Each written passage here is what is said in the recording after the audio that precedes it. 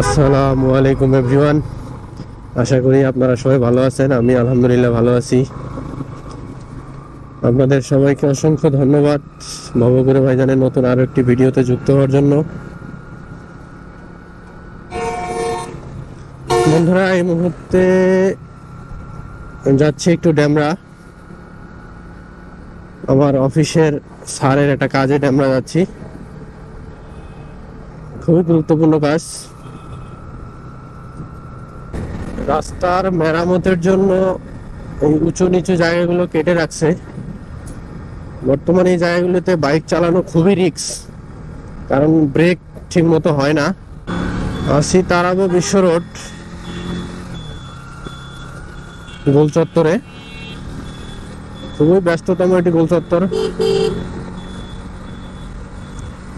এদিক দিয়ে ঢাকা সিলেট মহাসড়কের যত যানবাহন আছে এই রোডেই চলাচল করে।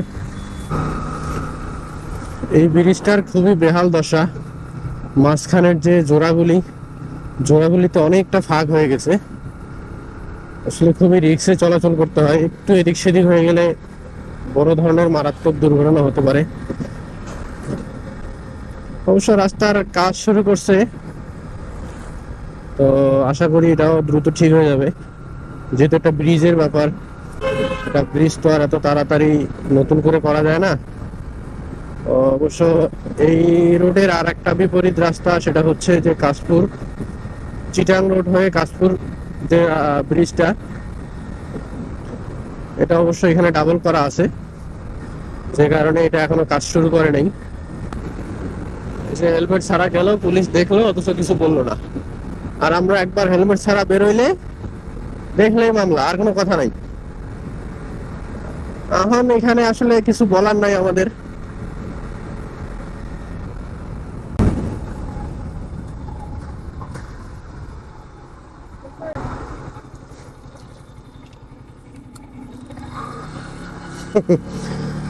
মামা দাঁড় করাইছিল, শুধু জিজ্ঞাসা করলো সব ঠিক আছে কিনা। আমার পিছনে সাকিব বসা ছিল, বলছে সব ওকে আছে, বাস। অবশ্য উনি বুঝতেই পারছে যে আমি যেহেতু ব্রেক করছি, সেহেতু আমার কাছে সব ওকে আছে, কোনো ঝামেলা নাই। দুইজনের মাথায় হেলমেট আছে আমাদের।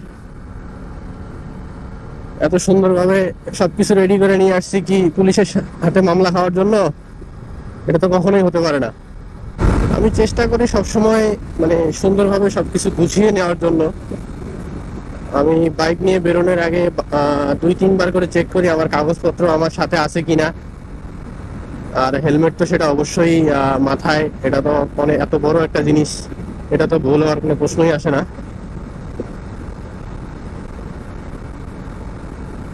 মেইন হচ্ছে কাগজপত্রটা আমি সবসময় চেক করে রাখি। বাইক নিয়ে বেরোনোর আগে আমি কাগজপত্রটা আগে চেক করি যে আমার কাগজপত্রটা ঠিক আছে কিনা এবং পকেটে নিছি কিনা। এটা আমি 2-3 বার এনশিওর করার পরে এরপরে আমি বাইকে উঠি। তো আমি এটা নিয়ে কখনো টেনশন করি না, ওনারা ওনাদের দায়িত্ব পালন করবেই। চেষ্টা করি সবসময় রাস্তা বুঝে গাড়ি চালানোর, সে কারণে কখনো বিপদে পড়তে হয় নাই। আর আশা করি ইনশাল্লাহ সামনেও কখনো এরকম কোনো বিপদ আসবে না। কলেজ ফাঁকি দিয়ে এখানে ফটো সেশন চলতেছে, যেটা আমাদের জামানায় ছিল না। আমাদের জামানায় আমরা কলেজ ফাঁকি দিয়ে ফুচকা খেতাম, বাদাম খেতাম বন্ধুরা মিলে, নটে বান্ধবী। খুবই ব্যস্ততম একটি সড়ক, একটু সাবধানে যেতে হবে।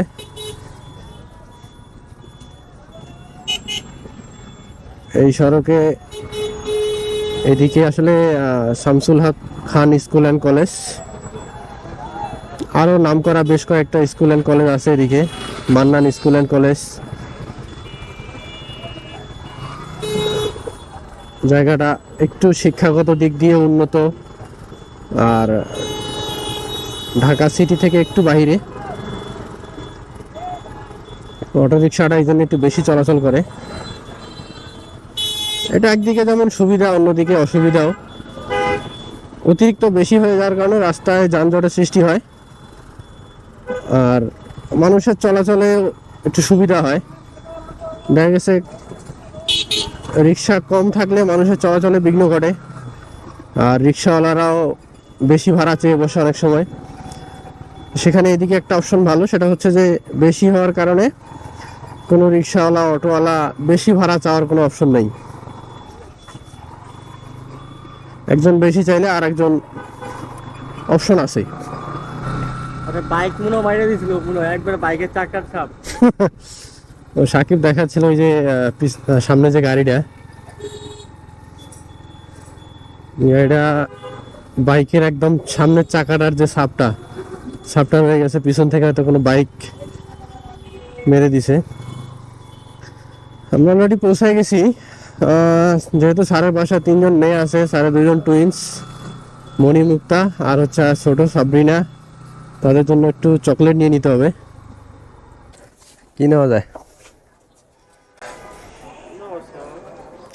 ভাইয়া? 2টা ডাইজেস্টিভ বিস্কিট দেন আর কিছু চকলেট দেন। চকলেট দেন, উপরেটা দেন, এটা দেন আপনি। কটা? 4টা 6টা দেন। বাইরে দেন 3টা।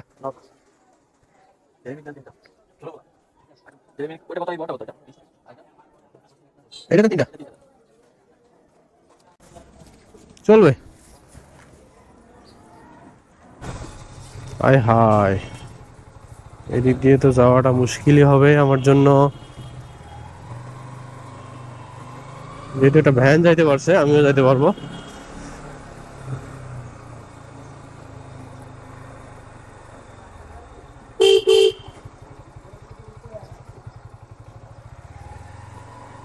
আজকে 1 তারিখ, তো এখানে শহরে এমনটাই হয়। 1 তারিখে বিভিন্ন জায়গায় মানুষের বাসা চেঞ্জ করার ধুম পড়ে যায়।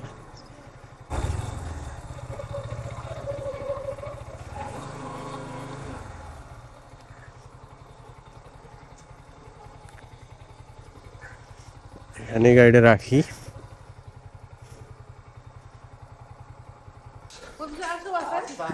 না, বাসা যাবো না আজকে, যেহেতু কষ্ট করে নিচে আয়া পড়ছেন, আর বাসা যাবো না। এটা সাবরিনাদের জন্য আনছি। এই যে আমাদের জিনিস নাও, ধরো। তাহলে আসি, না থাক, আসি। আসসালামু আলাইকুম। ওকে।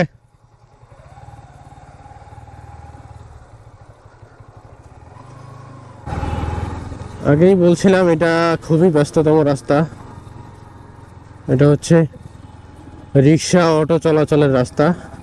সেখানে আমরা ভুলবশত ঢুকে পড়ছি। আমাদের কপাল খারাপ, আমাদেরকে একটু ট্রাফিকে পড়তেই হবে। সাধারণত আমরা ট্রাফিকে পড়ি বাস ট্রাকের, এখানে রিক্সার ট্রাফিকে পড়ে গেছি। রাস্তায় হাঁটে পিছনে সামনে কোনো দিকে তাকানোর কোনো প্রয়োজন বোধ মনে করে না।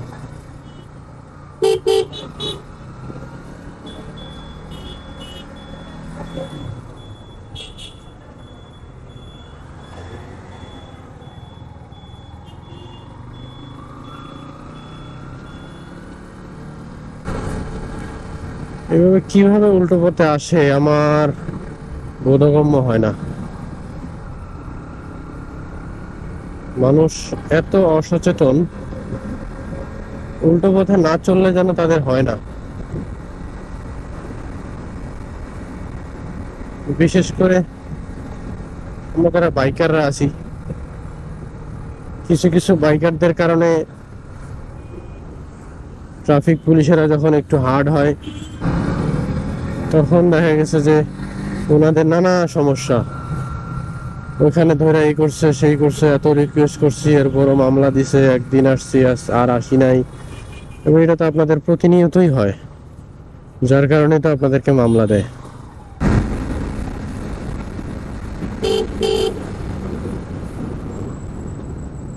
দেখেন সে কত বড় খারাপ, রং সাইডে চলে আসলো।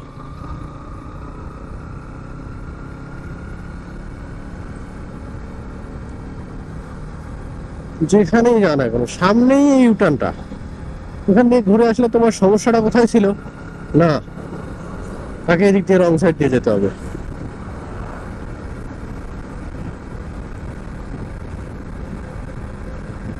আমার মনে হয় যাওয়ার সময় দেখছিলাম হচ্ছে এখানে পুলিশ দাঁড়ানো, ও মনে হয় কোনোভাবে বুঝতে পারছে এখানে পুলিশ দাঁড়ানো আছে, ও এই জন্য এদিক দিয়ে রং সাইডে ঢুকাই দিছে, নাহলে সে উপর দিয়ে যেত।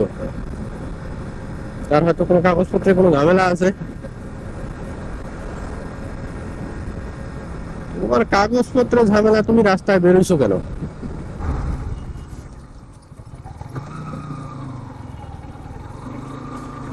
এত ছোট সাইকেল, বাচ্চাদের সাইকেল নিয়ে উনি রাস্তায় বেরোইছে। এই সাইকেল যে স্পিডে চলে তার থেকে হেঁটে গেলে উনি আরো তাড়াতাড়ি যেতে পারত।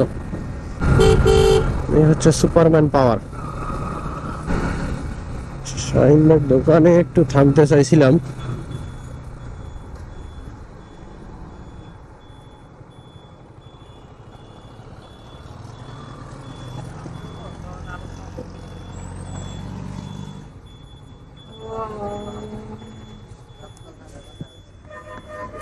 কি অবস্থা তোমার? শাহিন ভাই কই? কারণটা কি? আমার লাইট ঠিক করতে পারবানি? ফগ লাইট জলে, মানে আঁকা বাঁকা হয়ে গেছে। আলো কি অন্য জায়গায় পড়ে নাকি আলো পড়ার কথা এক জায়গায়, যা হলো শ্রীলঙ্কা। গেলাম দিয়ে দিকে না একটু নেবা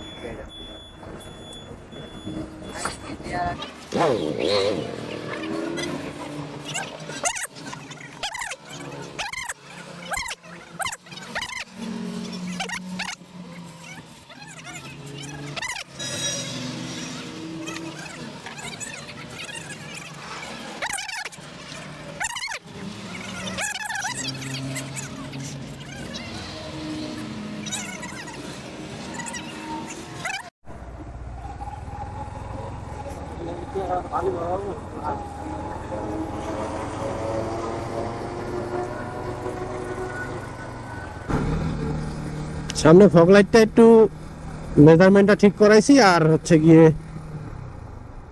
চেনটা একটু টাইট দিছি।